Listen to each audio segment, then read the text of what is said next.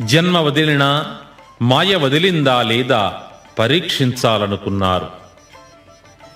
జీవితంలో ఆటుపోట్లు తిని వయస్సు మళ్ళిన గురుబిడ్డలతో నిండిన ఈ మఠంలోనికి పాలుగారే పసిబిడ్డడివి ఎందుకొచ్చావు, ఏం పని నీకు అని ప్రశ్నించారు.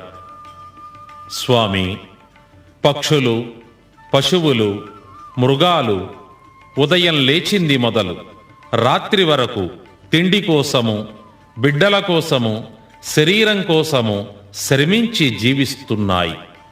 మానవుడు కూడా తన నిండు 100 ఏళ్ల జీవితాన్ని అందుకోసమే ఖర్చు చేస్తున్నాడు. మనిషికి పశువులకు భేదమే నాకు కనిపించటం లేదు. అందువలన మానవ జీవితంలోని గొప్పతనం ఏమిటో అర్థం కావటం లేదు. మానవ జన్మ పరమార్థాన్ని తెలియజెప్పే